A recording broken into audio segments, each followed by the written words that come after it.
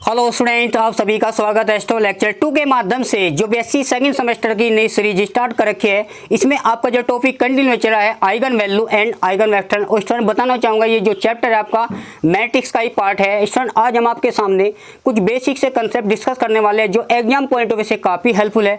तो क्या है हमारे पास क्वेश्चन का जो करने का अप्रोच है, इसको हम समझने का प्रयास करते हैं। सबसे पहले हम बात करेंगे property of eigen value and eigen vectors. Student यहाँ पे ये क्वेश्चन बन जाते हैं यूनिवर्सिटी एग्जाम के अंदर कि यहाँ पे eigen value of A Hermitian matrix of real. Student मैं बताना चाहूँगा, जितने भी हमारे पास हर्मिशियन मैट्रिक्स होते हैं उनकी जो आइगन वैल्यू होती है वो हमारे पास रियल होती है। स्टूडेंट यहाँ पे कंसेप्ट को समझते हैं। हर्मिशियन मैट्रिक्स मैंने आपको क्या बताया था, अगर ए हमारे पास कोई मैट्रिक्स है, अगर उसका हम कंजुगेट लें फिर बाद में उसका ट्रांसपोज लें, या स्टूडेंट पहले हम ट्रांसपोज लें और बाद में उसका कंजुगेट लें, तो बात यहाँ पे इक्वल ही है। तो हमारे पास एक कोई मैट्रिक्स है, अगर उसका हम कंजुगेट लेते हैं देन उसके बाद हम लेते हैं ट्रांसपोज, तो वो मैट्रिक्स उसी के इक्वल आना चाहिए। तो हमारे पास बोलते हैं हम इसको हर्मिशियन मैट्रिक्स।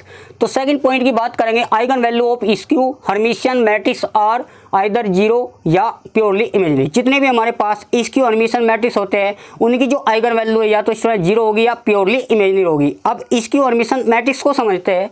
अगर हमारे पास कोई ये मैट्रिक्स है, अगर उसका हम या इसका पहले हम ट्रांसपोज लें बाद में कंजुगेट लें, या स्टूडेंट पहले हम कंजुगेट लें बाद में ट्रांसपोज लें, तो वो आगे माइनस आ जाएगा। हर्मिशियन और इसके हर्मिशियन में ये स्टूडेंट यहाँ पे प्लस माइनस का ही डिफरेंस है। अब स्टूडेंट यहाँ पे थर्ड पॉइंट की बात करते हैं, eigen value of orthogonal matrix are unit modulus. Student यहाँ पे ऑर्थोगोनल मैट्रिक्स जो होता है उसका जो आइगन वैल्यू होता है वो यूनिट का मॉडुलस होता है। यूनिट यहाँ पे स्टूडेंट 1 है, उसका मॉडुलस यहाँ पे 1 होगा, यानी इसकी जो आइगन वैल्यू होगी वो हमारे पास 1 होगी। अब स्टूडेंट ऑर्थोगोनल मैट्रिक्स को समझते हैं।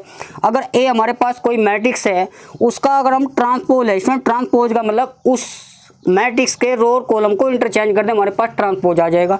तो हमारे पास वो आइडेंटिटी होनी चाहिए। यदि हम इसका मैग्नीट्यूड लें तो हमारे पास वो 1 आ जाएगा। तो जितने भी हमारे पास ऑर्थोगोनल मैट्रिक्स होते हैं उसकी जो आइगन वैल्यू होती है वहाँ पे 1 होती है। अब स्टूडेंट फोर्थ पॉइंट हमारे पास दे रखे eigen value of unitary matrix all of unit modulus. और यूनिटरी मैट्रिक्स को समझते हैं। अगर हमारे पास एक कोई मैट्रिक्स है ए स्टार, अगर हमारे पास 1 है तो उस टाइप का हमारे पास ही यूनिटरी मैट्रिक्स हो जाएगा, यानी इसकी जो आइगन वैल्यू भी यहाँ पे 1 हो जाएगी। बात करेंगे यहाँ पे स्टूडेंट, ये पॉइंट है 10 काफ़ी अच्छा पॉइंट है, वैसे यहाँ पे पॉइंट था ही तो उसको थोड़ा समझते हैं। Eigen value of an identity matrix are either 0 या 1। जितने भी हमारे पास आइडेंटिटी मैट्रिक्स होते हैं उसकी आइगन वैल्यू या तो स्टूडेंट 0 होगी या ओनली 1 होगी। अब स्टूडेंट यहाँ पे आइडेंटिटी मैट्रिक्स का कंसेप्ट क्या है, अगर हमारे पास कोई ए मैट्रिक्स है उसको खुद से मल्टीप्लाई करके वही मैट्रिक्स आता है। देखो कोई मैट्रिक्स है वो 3 क्रॉस 3 का भी हो सकता है या 2 क्रॉस 2 का भी हो सकता है, उसकी हम खुद से प्रोडक्ट करेंगे तो वही मैट्रिक्स उसी के इक्वल आते हैं, तो हमारे पास वो आइडेंटिटी मैट्रिक्स होता है। तो इस वाले केस में इसकी जो आइगन वैल्यू होती है वहाँ पे या तो 0 होगी या स्टूडेंट यहाँ पे केवल 1 होगी। अब बात करेंगे यहाँ पे स्टूडेंट, हमारे पास ये 5th पॉइंट है, eigen value of involutory matrix. Involutory matrix का कंसेप्ट समझते हैं। अगर हमारे पास एक कोई मैट्रिक्स है वो आइडेंटिटी आ जाए, आइडेंटिटी यहाँ पे स्टूडेंट वो यूनिट मैट्रिक्स यानी इस टाइप का भी हो सकता है, 3 क्रॉस 3 की बात की जाए या स्टूडेंट 2 क्रॉस 2 की बात करिए तो हमारे पास ये भी हो सकता है, यानी ए स्क्वायर यानी खुद को खुद से मल्टीप्लाई करके यहाँ पे आइडेंटिटी आता है तो हमारे पास वो इनवॉल्यूटरी मैट्रिक्स होता है। अब यहाँ पे जो उसकी आइगन वैल्यू होती है या तो स्टूडेंट यहाँ पे 1 होगी या -1 होगी, बहुत होगी। अगर ऑप्शन में 1 -1 है तो दोनों पे ऑप्शन आपको टिक कर देना। अब यहाँ पे कुछ स्टूडेंट यहाँ पे कुछ बेसिक से पॉइंट्स है। हमारे पास लैम्डा कोई आइगन वैल्यू है, ए कोई मैट्रिक्स है जिसकी आइगन वैल्यू 1 है। स्टूडेंट यहाँ पे कंसेप्ट से समझते हैं।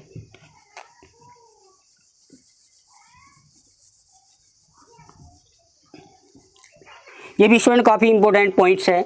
यहाँ पे हमारे पास लैम्डा जो है एक आइगन वैल्यू है, ए कोई मैट्रिक्स है, ऐसे समझो हमारे पास कोई ए मैट्रिक्स है जिसकी जो आइगन वैल्यू है ये हमारे पास ये मैट्रिक्स है, इसकी जो आइगन वैल्यू यहाँ पे मान लो लैम्डा है। अगर कोई इनवर्स मैट्रिक्स है, देखो वैसे इनवर्स भी एक मैट्रिक्स होता है, इसमें आप जानते हैं कि एडजॉइंट ऑफ ए उसको हम डिवाइड करते हैं हम किससे, ए का डिटरमिनेंट से। तो यहाँ भी एक मैट्रिक्स आएगा। अगर हमारे पास कोई ये मैट्रिक्स है उसकी आइगन वैल्यू लैम्डा है, तब ए इनवर्स मैट्रिक्स की जो आइगन वैल्यू होगी इसका एग्जैक्ट यहाँ पे अपोजिट होगा, यानी इसकी वैल्यू अगर एग्जैक्ट वैल्यू यहाँ पे 2 है तो इसका अपोजिट होगा 1/2। जो भी ए मैट्रिक्स की आइगन वैल्यू होती है वो रिवर्स होता है ए इनवर्स मैट्रिक्स की। तो यहाँ पे इन्होंने यही समझा रखा है। जनरल की बात करते हैं, अगर हमारे पास λ1 λ2 λ3 λ4 λn ये n टाइम की बात की जा रही है, ये ए की आइगन वैल्यू है, तो then eigen value of A inverse. Student यहाँ पे समझते हैं, अगर हमारे पास ए कोई मैट्रिक्स है, इसकी जो आइगन वैल्यू है लैम्डा 1, लैम्डा 2, लैम्डा 3, लैम्डा 4 इस टाइप से है, तो ए इनवर्स की जो मैट्रिक्स का आइगन वैल्यू होगी वो उसका अपोजिट हो जाएगा 1/λ1, 1/λ2, 1/λ3, 1/λn, अगर वो n टाइम होगा स्टूडेंट। तो यहाँ पे हम इस तरीके से और स्टूडेंट यहाँ पे कंडीशन जो प्रोवाइडेड है, जो ए मैट्रिक्स है वो डिटरमिनेंट यहाँ पे 0 नहीं होनी चाहिए, वो नॉन सिंगुलर मैट्रिक्स होना चाहिए। अगर वो यहाँ पे 0 हो जाएगा तो वहाँ पे ये एग्जिस्ट ही नहीं करने का स्टूडेंट। तो इस तरीके से हम यहाँ पे इसको समझ सकते हैं। अब ये भी जिसका 7 का थर्ड पॉइंट है, ये भी काफ़ी इंपॉर्टेंट पॉइंट है।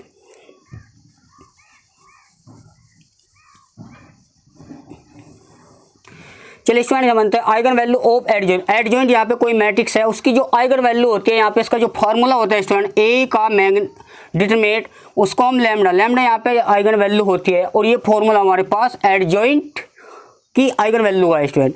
अब एग्जाम्पल समझते हैं, अगर हमारे पास एक कोई मैट्रिक्स है, एनी मैट्रिक्स, अब वो आपका 3x3 का भी हो सकता है, 2x2 का भी हो सकता है, इसमें आपको डिपेंड करो मैट्रिक्स पे। तो मान लो उसकी जो आइगन वैल्यू है, मान लो लैम्डा 1 ये 1 हो जाएगी, लैम्डा 2 यहाँ पे 2 हो जाएगी, और लैम्डा 3 यहाँ पे 3 हो जाएगी। तो हमने इसको एज्यूम करना, आइगन वैल्यू दे रखी 1 2 3, तो पहली को हमने लैम्डा 1 एज्यूम किया, सेकंड को यहाँ पे लैम्डा 2 और थर्ड को यहाँ पे लैम्डा 3। तो find eigen value of adjoint A.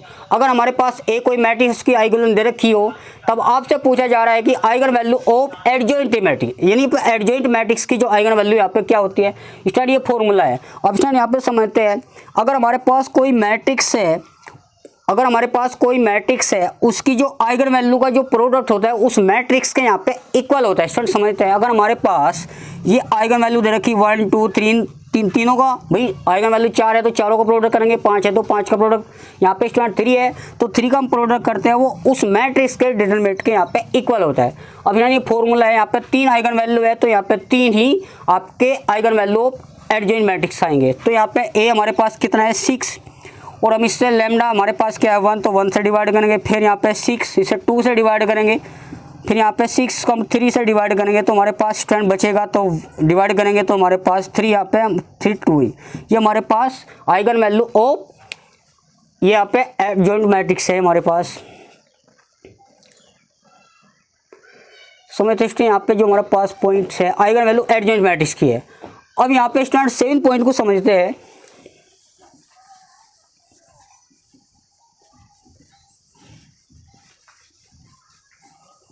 देखते हैं यहाँ से भी क्वेश्चन कई बार स्टूडेंट एमसीक्यू बन जाते हैं सेमेस्टर मोड में।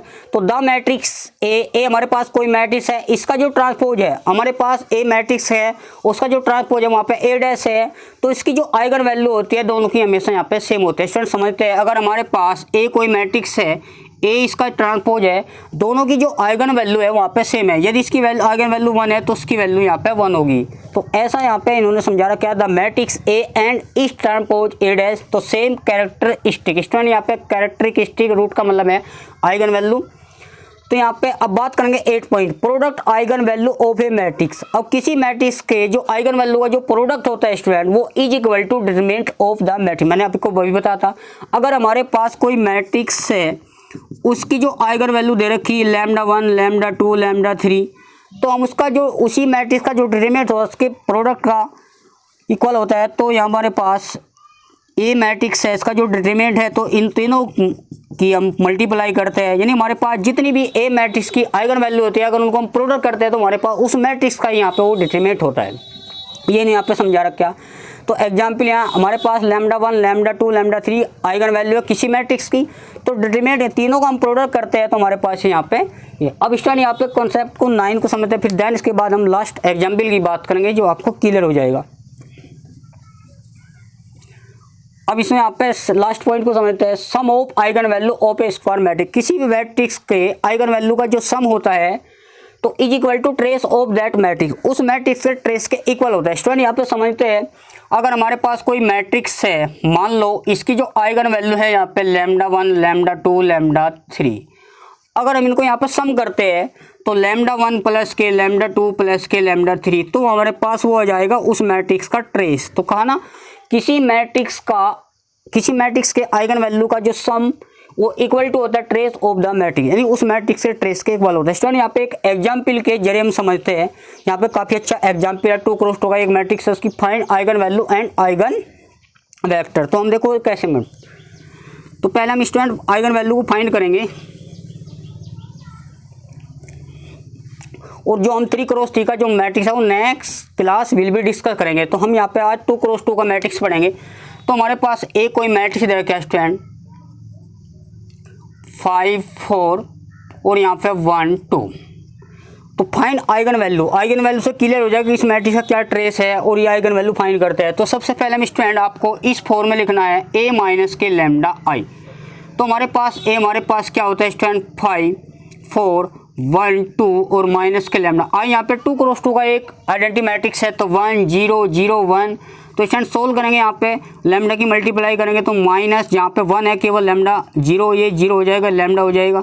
और स्टूडेंट यहाँ पे 5 4 1 2। अब देखो 2 क्रॉस 2 का मैट्रिक्स हम सब्ट्रैक्ट करते हैं, 5 माइनस के लैम्डा, 4 माइनस 0 4, 1 माइनस 0 1, 2 माइनस के लैम्डा। तो स्टूडेंट आपको कुछ नहीं करना, आपको ये डायरेक्ट कर लेना है, ये आपको a minus lambda I matrix form में लिखना है।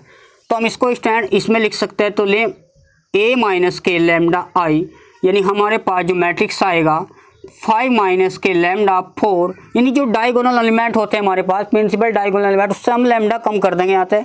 तो हमारे पास ये आइगन वैल्यू हो जाएगी। अब यहाँ पे स्टैंड इसको हम डिटरमिनेंट के 0 रखते हैं, ये हमारे पास कैरेक्टरिस्टिक मैट्रिक्स है। यदि हम इसका डिटरमिनेंट लेते हैं स्टूडेंट, किसी मैट्रिक्स का अगर डिटरमिनेंट में लेते हैं, वो डिटरमिनेंट में यहाँ पे इसकी प्रोडक्ट करेंगे तो 2 5, यानी यहाँ पे 2 माइनस के 5 स्टूडेंट लिखते हैं इसको, माइनस के 5 माइनस के लैम्डा और माइनस के 4। इसमें सोल्व करते हैं, ये तो हमारे पास जो इक्वेशन आएगी हम सोल्व करते हैं। यहाँ पे 2 5 या 10 माइनस के 2 लैम्डा माइनस के 5 lambda minus minus lambda into lambda square हो जाएगा। माइनस के ओरिजिनल लैम्डा पहले लिखते हैं, तो माइनस के 7 लैम्डा प्लस के यहाँ पे 6। स्टूडेंट जो हमारे पास ही आया ये कैरेक्टरिस्टिक पॉलिनोमियल आया। अगर हम इसको 0 के पुट करते हैं तो हमारे पास कैरेक्टरिस्टिक यहाँ पे इक्वेशन आती है, और इस इक्वेशन को सोल्व करने पर जो हमारे पास लैम्डा आता है वो हमारे पास वो आइगन वैल्यू होता है। अब यहाँ पे सोल्व करते हैं स्टूडेंट, लैम्डा स्क्वायर माइनस के 7 लैम्डा, यानी हम इसको 6 बन जा 6, यहाँ पे 6 लैम्डा माइनस का 1 लैम्डा। हम स्टूडेंट यहाँ पे पेयर करते हैं, तो यहाँ पे लैम्डा बाहर निकालते हैं कॉमन, तो लैम्डा यहाँ पे -1, तो लैम्डा माइनस के 6 इक्वल 0। तो लैम्डा की वैल्यू यहाँ पे एक तो 1 आएगी, एक लैम्डा की यहाँ पे 6 है। तो स्टूडेंट लैम्डा 1 हमारे पास 1 है, तो लैम्डा हमारे पास 6 है, इसको हम एज्यूम कर लेंगे। अब स्टूडेंट ये चेक करना होता है कि हमारे पास जो इस मैट्रिक्स की आइगन वैल्यू करेक्ट है या नहीं है। तो स्टूडेंट आपको कुछ नहीं करना, इन दोनों को सम करना है, और जो इन दोनों को सम करेंगे हमारे 1 प्लस के 6 हमारे पास 7 है, वो डायगोनल जो एलिमेंट है उसके सम के इक्वल आना चाहिए। अगर ऐसा होता है तो हमारे पास जो आइगन वैल्यू वहाँ पे करेक्ट है। अब सर मैंने आपको बताया था, अगर इस मैट्रिक्स का हम डिटरमिनेंट निकालते हैं, हमारे पास ए कोई मैट्रिक्स था, इसका हम डिटरमिनेंट निकालते हैं, 2 क्रॉस 2 का डिटरमिनेंट कैसे निकालते थे मैट्रिक्स, तो 2 5 10 माइनस करते थे, फिर यहाँ पे 6 है।